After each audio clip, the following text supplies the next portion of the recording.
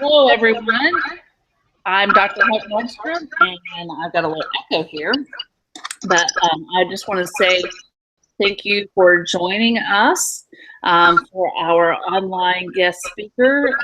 We have Mrs. Karre Sloan, and I'll let Karre introduce herself to you guys. Hello, my name is Karre Sloan. Like she said, I am actually in my final course at Lipscomb in the master's program for technology integration. So I actually graduated in May, but I needed to go ahead and finish these last two courses after graduation. So Dr. Nordstrom's great. If you don't already know that, you're going to love her and learn a lot from her. Right now, I'm the technology integrator at Oak Hill School in Nashville. That's a pre-K through 6th grade independent school. Excellent. And I did not pay her to say that either. Nope. So, Karre, kind of tell us a little bit about your background. Okay. Let's see, I've taught mostly, well, I'll just go backwards. This last year was my first year as the technology integrator at Oak Hill. For 14 years before that, I was a 2nd grade teacher at Oak Hill. And then in public school, let's see, before that I was at Harpeth Valley as a 3rd grade teacher. That's a public school in Bellevue. And then Dodson Elementary, also a public school in Nashville. That's I taught 3rd, 5th, and 6th at Dodson. And then before that, Buena Vista. My very first teaching experience was quite difficult. 5th and 6th grade split classroom, and I was hired on in February. They had the teacher actually get a position as an assistant principal, and so that was my first position. And so I do believe the jobs have gotten better and maybe easier a bit as I've gone along. All right, so tell us a little bit about the history of field and coming to your role and stuff. Absolutely. 2 years ago, up until 2 years ago, we actually had a computer teacher. So just like the students travel to other enrichment classes or special classes, they would come to computer, and I believe it was a 45-minute class. And the teacher did her best to integrate just whatever was going on into their own class, their grade level classrooms. But then she also had standards herself that she tried to teach the kids. A lot of it involved typing, things like cutting and pasting, creating a slideshow, that kind of thing. So 2 years ago, she actually retired, and then we had an innovation lab built. And at that point, the philosophy was we didn't want the students to travel to a computer lab or have a computer instructor, but we wanted to use it more in the classrooms. So that's when I was hired, and things changed in that regard because, like I said, the students don't come to the innovation lab, but we kind of had to figure out my role. So there was a lot of defining of my role in that first year, like I said, was last year. And so that's, the teachers had to learn how they used me, the students, the administration wasn't quite sure, but we all knew that it was necessary. So it's been wonderful because my job truly has been to help teachers, to help students, to help with training. But again, it's just been one of those things that we kind of had to live through that first year and figure out, where was I needed most and where could I help the most. All right, Karre, so since we're using Google Hangouts, we have some live viewers. I just wanted to let them know how they can ask a live question and answer. In the upper right-hand corner, there are 9 boxes, kind of like a logo. If you click on that, Q&A will go down, and you can ask questions live. Karre and I will go through and answer those for you. I like to share the Google Hangout. So, Karre, when you first started this last year, was there a critical vision for your role? No, there was not a vision. There were many, many ideas, and I'm the kind of person that I could actually do that. I could go into my office and just figure out, okay, this is needed, let me just jump right in. But I can certainly see where that would be hard for some people, because in the past I had been, used to working with a team. There were 4 of us in 2nd grade, and we practically didn't go to the restroom or to lunch or to get coffee without each other. So just kind of knowing that, okay, I needed to decide, no one's going to be telling me these are your tasks today. So while it's certainly great to have that freedom, and I appreciate it, it took some getting used to. I think what I really wanted to do first was just figure out, because no one knows it better than a classroom teacher, just that there's not enough time. And I know there are so many levels of our teachers. There are teachers who don't need a bit of my help, and then there are teachers who are petrified of technology, and the ones in between who just say, oh, I'd love to do that, and I'm willing, but I just, I need more time to either practice it or have someone show me how to do it. We're actually at a school that we're very fortunate in that we have a lot of technology, and to be honest, it's kind of given to us. If we feel like we need it, we ask for it, or don't even have to ask for it. Sometimes it's just there, but the training piece is not there, or was not there, and so teachers were given this great equipment. I'm trying to think of, our classroom teachers mostly have Ladybug document cameras, projectors. We have Mimeo boards, where that's kind of like a smart board if you're not familiar, to make those interactive, a laptop, and an iPad, and then of course a printer.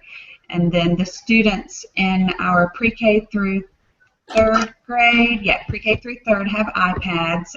They share, there's one for every 2 students, and then 4th grade through 6th grade, they all have Chromebooks. It's 1-to-1 in 4th through 6th. So what I did at that point was just kind of figure out how best can I help the teachers. So we have flex meetings, and I would say those are probably twice a quarter, where we would actually go in, and the librarian and myself would just kind of hear what's going on as far as curriculum, and then we would just run with that and say, okay, here's some great websites for you, or here, this is something I read about the other day, do you want to try this? She would gather all of the text materials, and I would gather just anything online for the teachers if they're doing big studies, and then trying to figure out just how can I help them so that they know how to do, how to use, I guess, the devices they were using.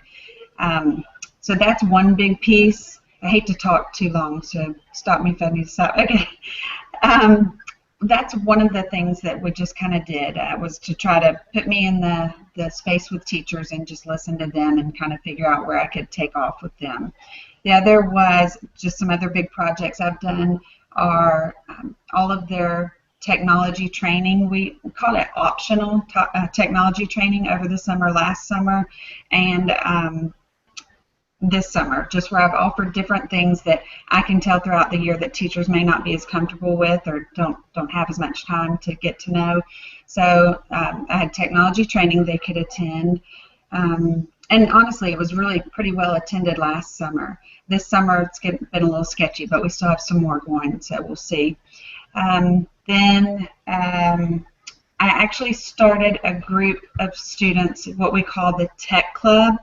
And actually they called themselves the Tech Group, TG. But I had an administrator come to me and say, we have three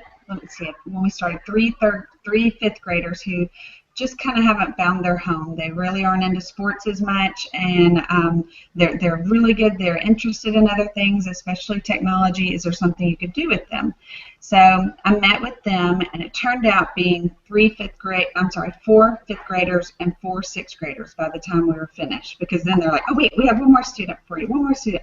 And I really liked that it was that small, because what we did is we met once a rotation. Our school is on a 6-day rotation, and we met once a rotation and just did a variety of things. I kind of sat down with them and brainstormed at first just what their interests were.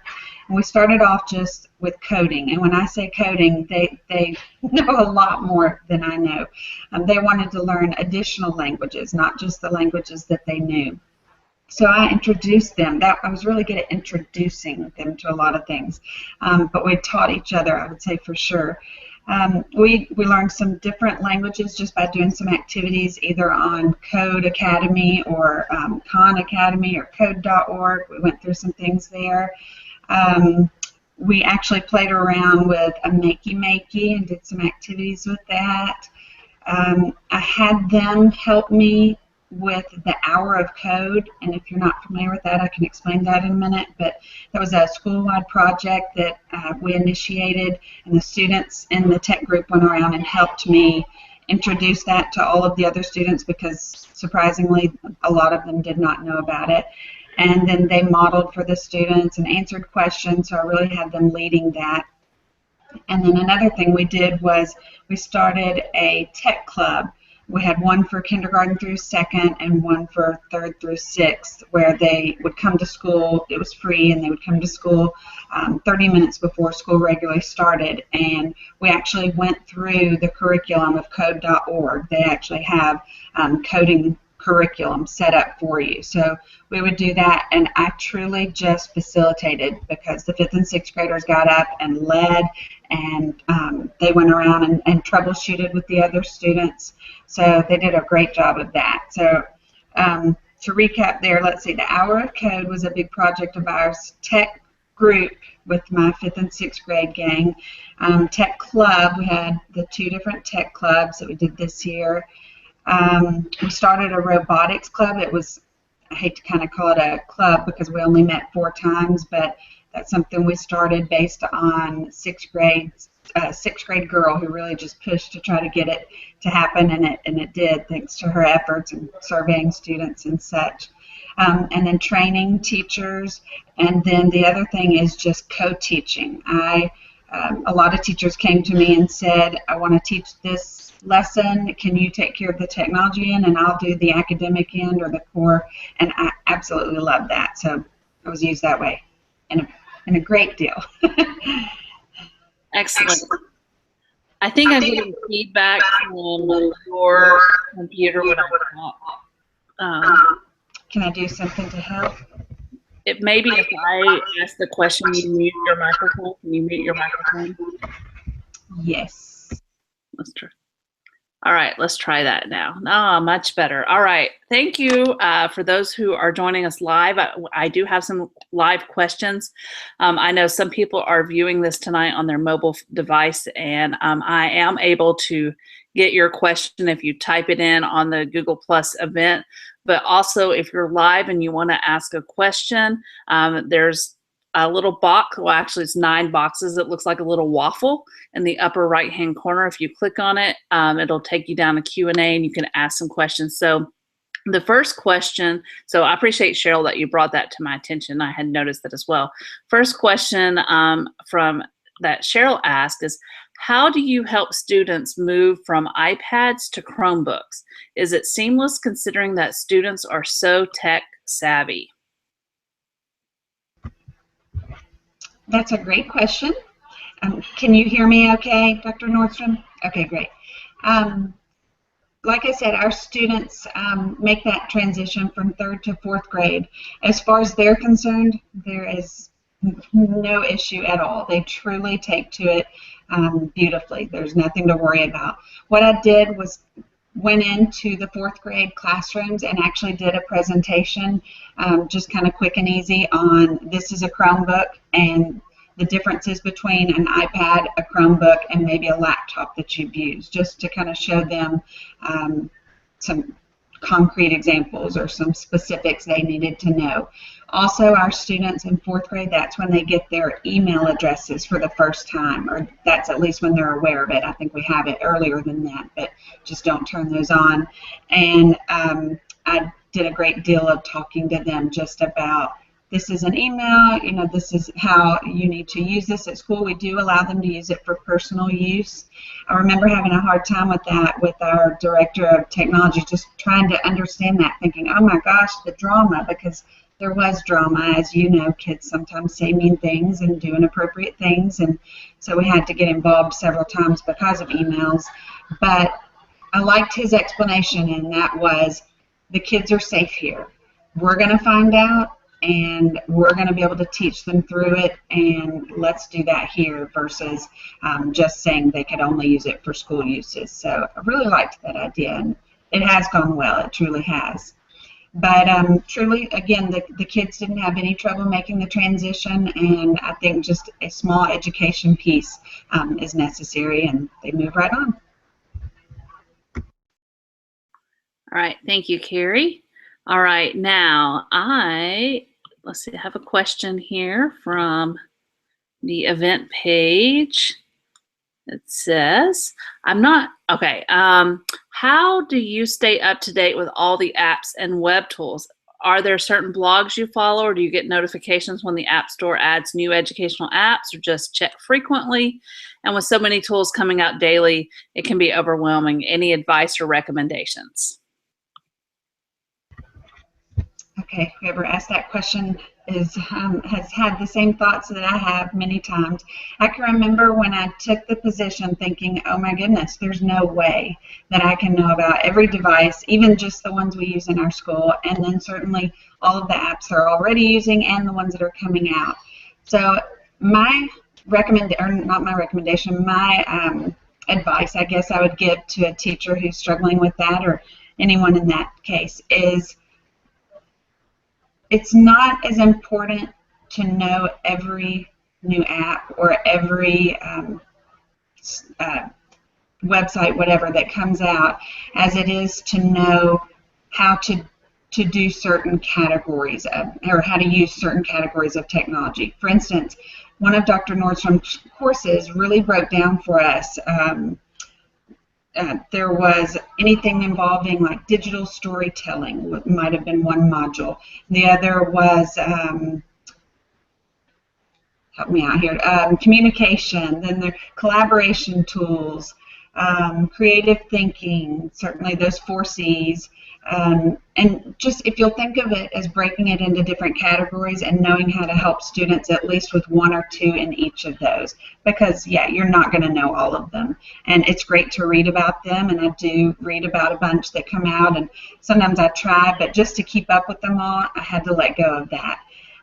But I will say there are some things that are really helpful as far as following and reading.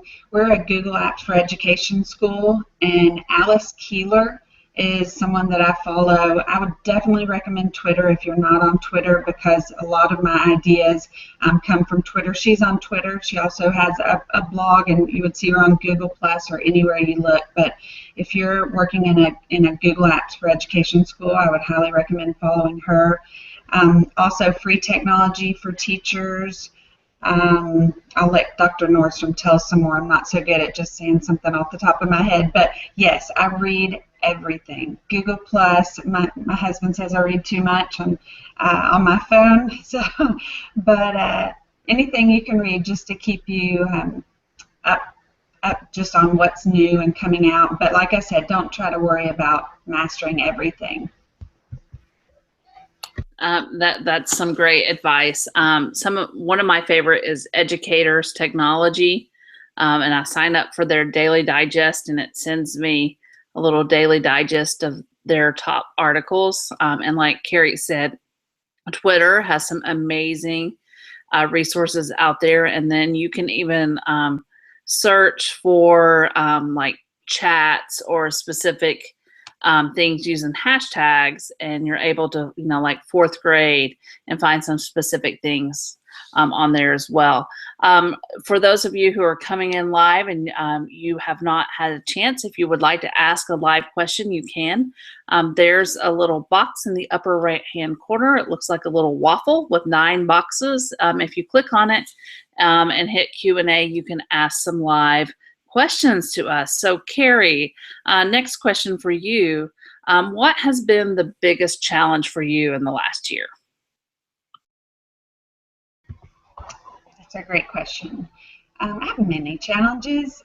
One I would say is my students, like I said, don't come to me on a regular basis. So there have been things that have come up that I've thought, oh my goodness, I need to teach my 3rd graders that, or I need to make sure the teachers know, to tell their students X, Y, and Z. So I've actually gone to administration and said, is there anything I can do? I mean, as infrequent as possible, just so that I can have a regular rotation with the students. And that's been really hard. It's easier with pre-K through third grade because they come into the library and I work closely with the librarian, and so she has been great just to say, why don't you take my time this week or whatever. So I've done that several times with her. With the hour of code, we did that.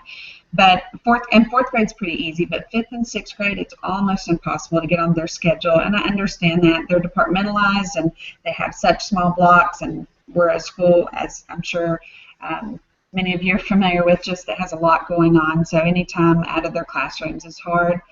One of the things I really want to do is add digital citizenship curriculum, and so that's been my main focus this summer, is to try to just gather all of the materials I can and start to develop a scope and sequence. Just, if I saw pre-K 3 times a year or 4 times a year, these are the lessons I'd want to teach, and then work that all the way up to 6th grade. So our administrators are going to a scheduling conference here this summer. I think it's coming up soon. And when they get back, we're actually going to have a meeting just to see if it's actually possible for me to get in on a regular basis with the students. So while it's great because I can get a lot of work done in my office without having continual classes, it's hard in that I have so much I want to get to these students and to the teachers. So that's a biggie. All right, Karre, so when working with teachers, and I'm sure you probably don't have this, but resistant teachers, what are some things that you have done in your work with those who, are scared of technology or they're resistant to all these changes happening? We might have 1 or 2 of those, yes. Okay, tell you a little secret that has helped in our building that can't always help in other buildings, and that is I am known as one of the most approachable people you will probably ever meet. I feel like I have a great knowledge in this area, but I just am able to put myself quickly back into someone else's shoes and say, oh my gosh, this is overwhelming, or this can be, and I really want to be able to help them. So having that relationship already with the teachers has certainly been, or has made an easier transition, just in me being the one they would come to. I meant to mention earlier, just our technology department, we have the director of technology who, big picture guy, and make sure everything is working, and he's amazing and wonderful. And then we have another young man who takes care of just all of the troubleshooting. Teachers actually go through a help desk ticket, and he's the one that comes. We have a registrar, and then now we have me. So I'm actually the face that the teachers and students see most of the time outside of problems. I can go and help them sometimes with problems they're having, but mostly I'm just to go in and help with the academic piece.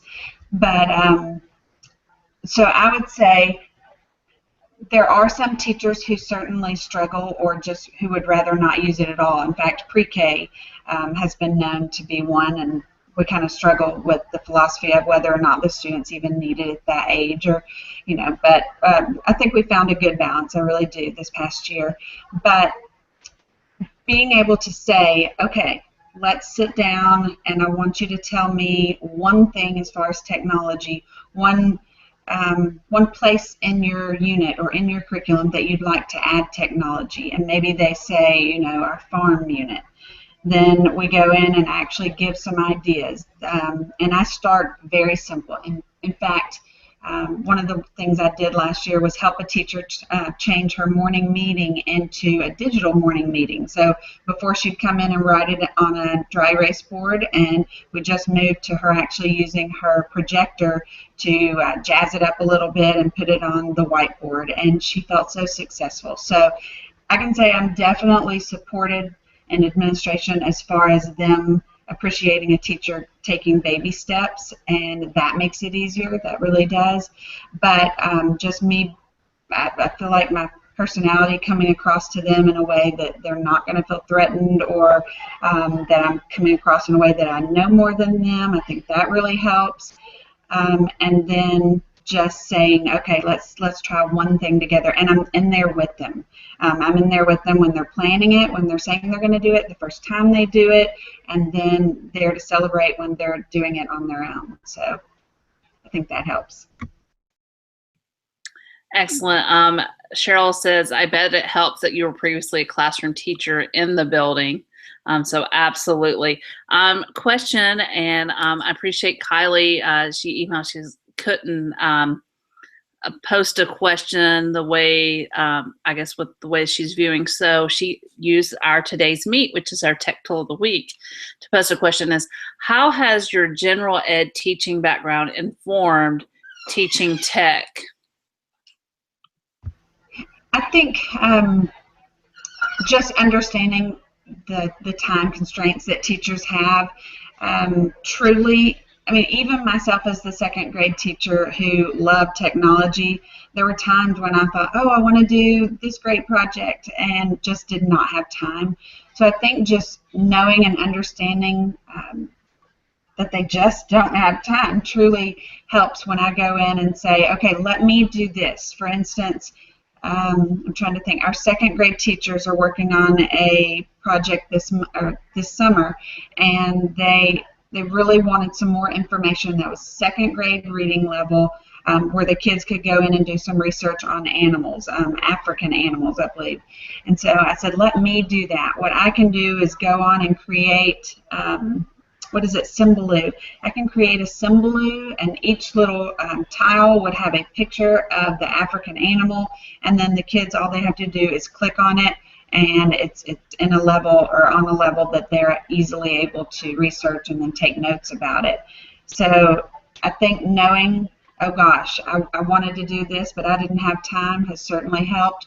And then just knowing how important it is that the information and the tools are grade level appropriate. And that's something our director of technology, as good as he is, he just sometimes thinks, oh, they can do that, and no, they can't. All right. So, Carrie, what is I know there's probably in education no typical day, but what does a day look like for you? Okay, I would say this summer is a little bit different, but so I'll tell you just a typical day in the school year. What I decided to do, especially since I didn't have anyone giving me tasks for the day, was I just started from day one and created a spreadsheet, and everything that I did that day just kind of went on the spreadsheet. It was good for me. I'm actually so glad to have it this year, because now I can go back and look and say, okay, when did I do that? Did I do that in August or September or whatever? But so I have a spreadsheet and just kind of enter all the things on there. And sometimes it might say something like researching storytelling apps, or trying to just think of some typical things. I took care of all of the online subscriptions for, I'm trying to think, IXL. We use IXL for math and grammar practice for students. Brain Hive, those are our ebooks that go through the library. So all of those, everyday math games, there are a million I can't come up with right now, but I would take care of doing that for the teachers. Even if they wanted a trial membership with something, I would go ahead and set up the roster for their students and get all the information in there. So the teacher truly just had to, push go. So I did a lot of the online subscriptions, lots of researching. Usually once a day, I bet, I was co-teaching. You'll find, of course, that there are some teachers that use you more than others. So I would go in second grade, because I'd worked there so long, quite often, and just say, okay, what are y'all doing? And, walk in and kind of just give them help, whether they asked for it or not. And we would joke about it, but I think they like that.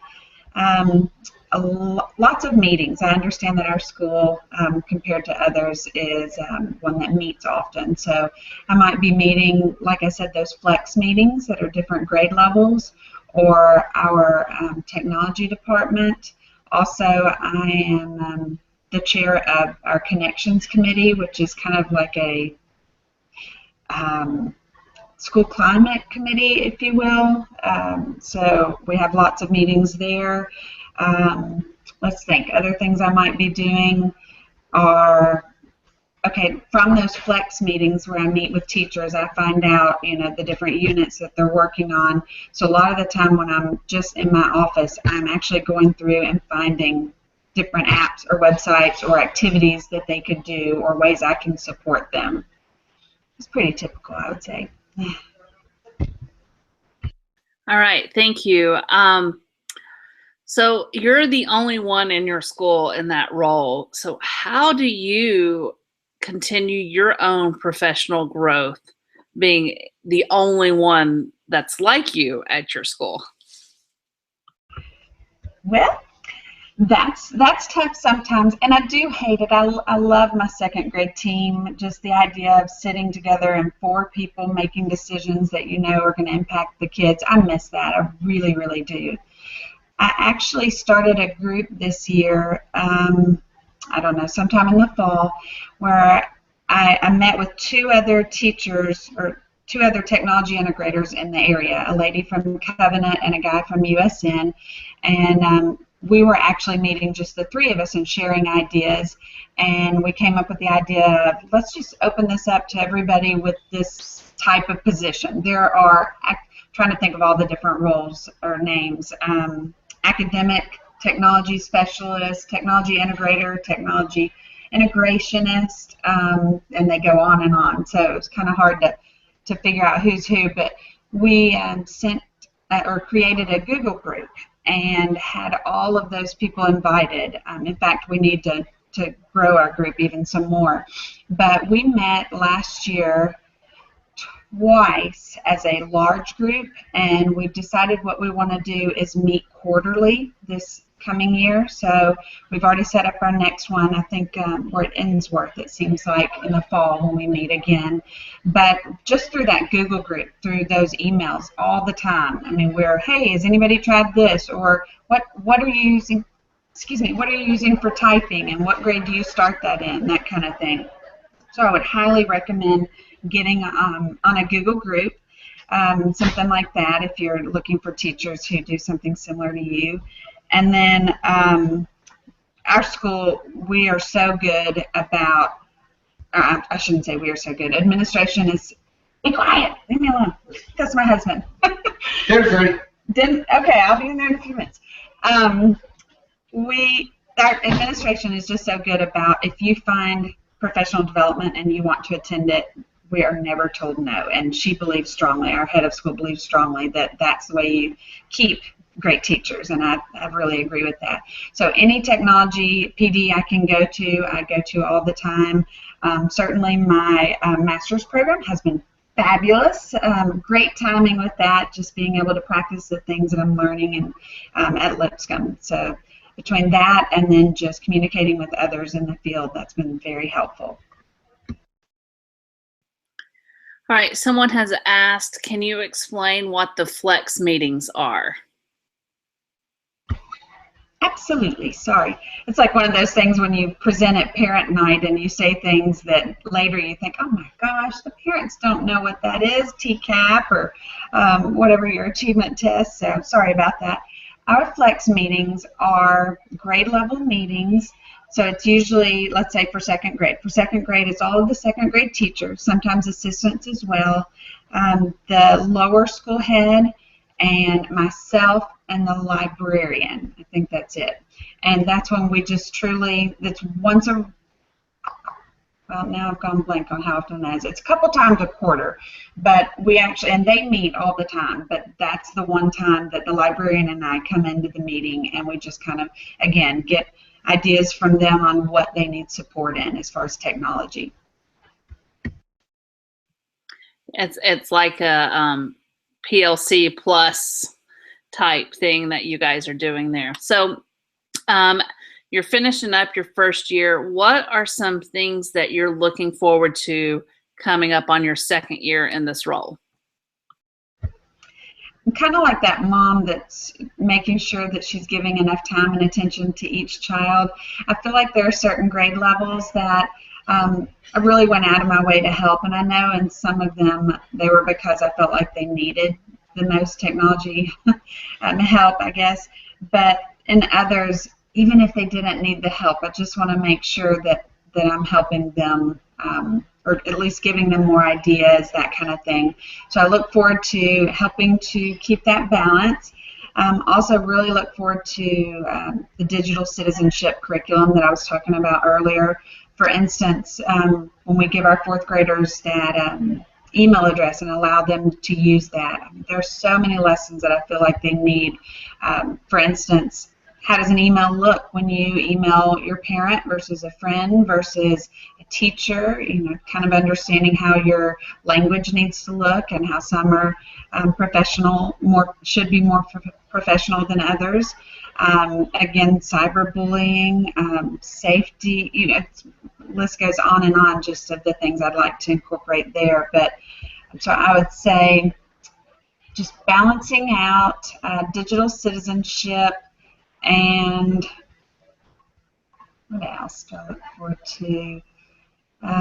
More PD.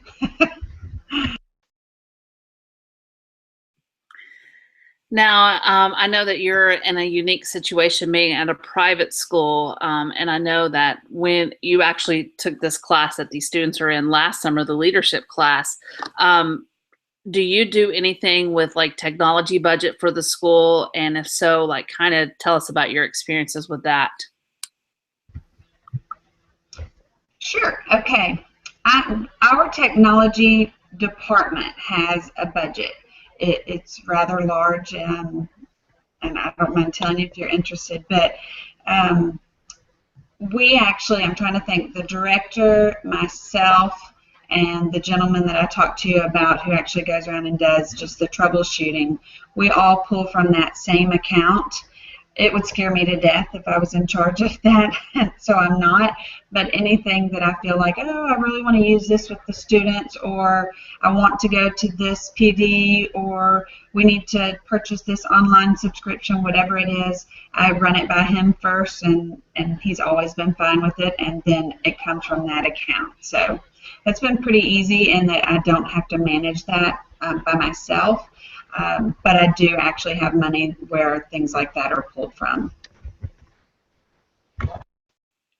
Yeah, I think I surprised a lot of people last year for, you know, $250,000 sounds like a lot, and you can buy a lot of equipment, but there's a lot more than just buying stuff, correct? Absolutely. You definitely need to train your teachers. You need to keep that equipment up.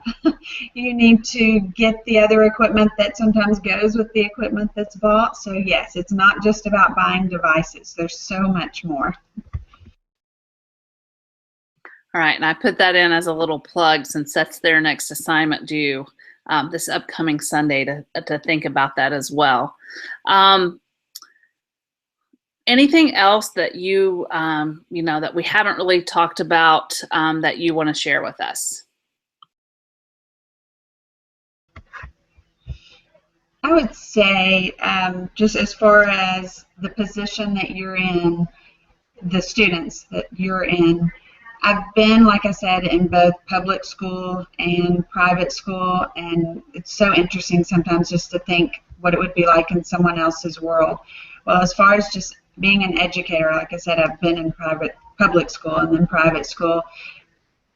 A lot of our challenges are definitely the same. Parents are going to be difficult sometimes. Whether you're in a public school or a private school, you're going to have certain needs that the parents are going to require. The students, I would say a big difference that I've seen is just the time that teachers need to spend on trying to get technology tools or grants or whatever you're trying to get at the time. I remember that being very hard working in public school, and that without grants and trying to figure out my way around that I wouldn't have had the technology that I had in my classroom. So I know that's hard. I'm not sure. You know, what's interesting is I have no idea. Am I speaking to 2 people or to 15 or just to Dr. Nordstrom? I don't know. But I think that's just interesting sometimes to think about, what's it like to work in a public school or a private school, that kind of thing, and try to understand that. But it's a lot more similar than you would imagine maybe sometimes. But I just say kudos to all of you who are working in public schools, because you don't have, or sometimes don't have, just the resources that we do in private schools. And so it does make it easier that, like I said, I have a budget I can pull from, and that we have all of those devices that I mentioned, that our teachers are honestly spoiled in that regard, and that's great. It's a great place to be. But just hang in there and go for all of those resources and grants that you can. I'm sure Dr. Nordstrom can turn you on to some great resources as well. Thank you for those words of advice. I highly recommend Donors Choose, setting that up. I am subscribed to Donors Choose, and in fact, I occasionally will get like, hey, here's a school in your area, and read through, and people can see your passion when you're looking at using technology for learning purposes, and what you're going to do. And then also, if you only have your one iPad, don't be afraid to put it in the hands of students and stuff. Any last minute questions from anyone who may be viewing or through? I'm looking at the today's meet right now. I don't see any additional questions. I'm trying to think of the topics. I've got one more question that I can think of for you, Carrie. The big assignment last summer in the leadership class was a strategic plan analysis, where you looked at someone's technology plan. And so did you guys have a strategic plan in your school? And if not, have you started implementing one? We did have a plan, but it was kind of loose. We're just kind of starting it, that kind of thing. I actually went to some PD with the director of technology. It was an ISM conference, and it was very helpful. And it was truly setting up your strategic plan. It truly was about mostly that. And we went through and had some great activities just to kind of get us started on that. I know that this summer, and I actually have not been part of it, but there have been several meetings just about trying to look ahead. I think 10 years out is what we're looking at for the strategic plan, just for specifically for technology. One of the things I brought to the department was wanting to do some sort of screencasting for parents, just to talk to them. Google Classroom is something we also started out this past year doing. So I wanted to make some videos just for parents and that kind of thing. And instead of getting an answer back, the answer back was, you know what, we're working on that strategic plan right now. It's probably going to be part of it. We'll get back to you soon. So that's kind of a vague answer to that. We do have one. I have not been part of that planning as much, but I do see the value in it, absolutely. You need to, especially understanding the philosophy of your administration and your technology department. Because we've had actually speakers come in that have gone both ways, and using more technology, using less, and you just need to all be on the same page. So having those meetings to actually look ahead and say, this is where we want to be.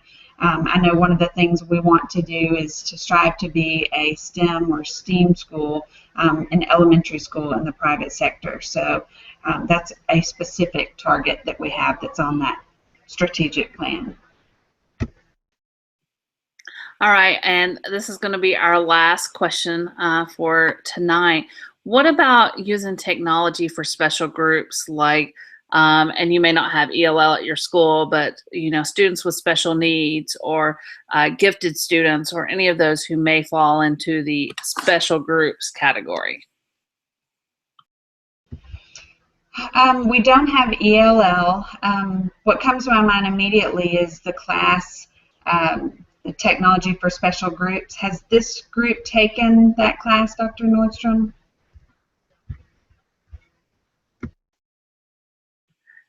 Some of them may have, and some of them may not have it. I'm not sure. I think we have a combination in this class. Okay, I would say the information that I got in that was extremely helpful, especially the trip we took over to the Technology Access Center. If you have not been there, you need to go there as an educator, because they will actually go through and show you different devices that are helpful for students with all sorts of needs, whether it's they're blind, they cannot hear, they're speaking a different language. I mean, everything just that technology-wise is out there to help them. So that's something I highly recommend doing. As far as our gifted students, we truly go through as far as the technology goes, and they're going to do the same kinds of things that the other students are doing. So I can't think of anything specific that we reach out and do for them. I did have a group this past year, if you've ever heard of CML, that's Continental Math League. That's actually something that we've done for years, but this year, for the first time, they offered a computer programming version of CML, and I can't remember, I want to say it was like $75 for the team, so it wasn't very expensive, but it was, I'm not doing a good job of explaining this, but the students actually would come and we would meet to prepare for this. It's a contest. There are 4 different tests that they take, and then I send in the results from the tests, and they're actually compared among students all over the country. And what the topics were for this were, like I said, computer programming, but they didn't actually get on computers to do this. It was written question. Maybe it was like a coding type question, or binary coding, that kind of thing. So we would actually get together. There were 6 questions on each test. They were extremely hard. The students oftentimes got about 3 right, and they participated in that. So that was something where I can think of a group of gifted mathematicians that we actually used kind of technology, kind of not. All right. Thank you so much, Carrie, for taking time. Carrie is actually on vacation at the beach, coming to us live and sharing kind of about her transition from being a second grade teacher to being a technology integrator in her school, and the work that she has done this last year. And so I appreciate you taking your evening to share with us. And I appreciate all of the viewers who have come on at some point, and I hope that you've gained something from this. Absolutely, and thank you, Dr. Nordstrom. I promise I do a better job actually in the classroom than I do just interviewing on Google Hangout. So, but I am happy to help anyone. You can share my email address, or if people have other questions they want to ask and just didn't think of it at the time, I'd be happy to respond. And what is your Twitter handle in case anybody wants to follow you on Twitter as well? It's Sloan Karre, so SLOANKARRE, not at all original. And I'm one of those that it's not a two-way street. I get more from Twitter than I give sometimes. But again, if you want to just email me, I'm happy to help in that in any way I can. All right, and thank you everyone who joined us, and I'm going to stop the broadcast now. Bye, guys.